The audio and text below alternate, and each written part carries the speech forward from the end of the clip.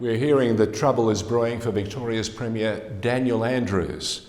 It appears that Andrews and a cohort of his ministers and bureaucrats potentially could be deemed criminals. How can that be, I hear you ask? Well, it's a question that may well have some merit should WorkSafe Victoria find that the Premier and his ministers were in breach of multiple workplace laws. I understand that many Victorians are probably uttering at this moment, well, it's about time. Daniel Andrews and the Victorian government is under investigation for 142 indictable criminal offences. And it's more than just broken ribs and a bruised ego that the Premier will now have to contend with. Just think, the ignominy of potentially being the only Victorian Premier to be charged with crimes against the state of Victoria and its people whilst in office that he's facing. Now that's some legacy that Andrews would be reeling against. He's now under siege for incompetent policy making that sees him coming to the attention of WorkSafe Victoria.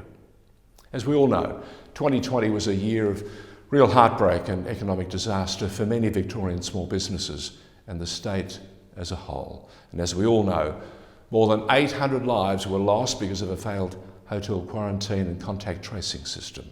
It was a system that resembled more a farce as opposed to what Victoria deserved, and that is a modern, efficient 21st century healthcare system. It was a floundering, debilitated mess, embarrassed by bureaucratic incompetence at the most senior levels. And because of that, the state continues to pay a hefty price, with the vast number of lives lost, all because of that dysfunctional hotel quarantine program. And that's why there's a move afoot to have Andrews and his government investigated for criminal offences which allegedly breached the Workplace Safety Act. Last year, the lobby group Self-Employed Australia, which has been around for about 21 years, wrote to WorkSafe Victoria. Now, Self-Employed Australia was created to advocate for the right of self-employed independent contractors to enjoy equal treatment under the law.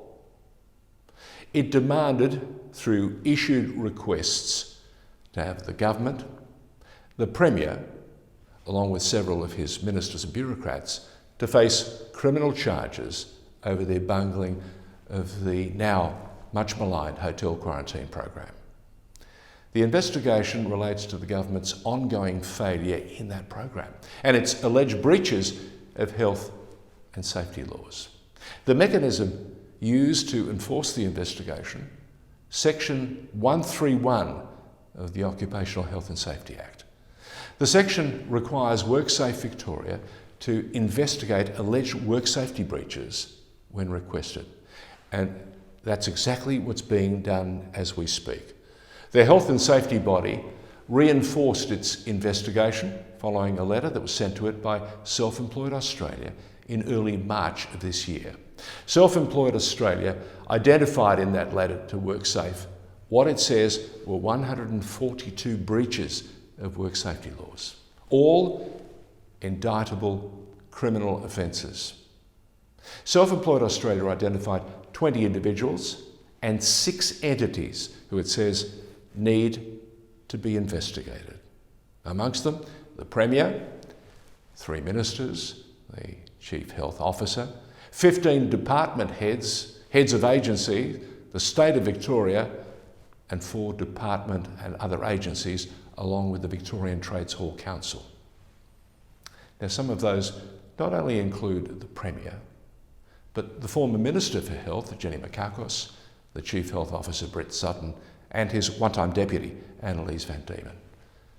And what makes WorkSafe's letter in March rather significant is that it confirms that the named individuals and the entities are all under investigation for indictable criminal offences under the Occupational Health and Safety Act. Now, cynics will say it'll be a bit of a Clayton's investigation. You know, that's the investigation you have when you're not really having an investigation.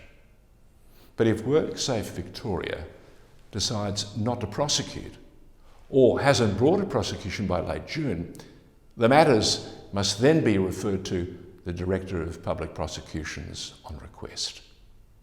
The Victorian Government and Daniel Andrews will then have an absolute mountain to climb if the allegations are proven. And that'll be one press conference that the Premier will not be able to sanitise.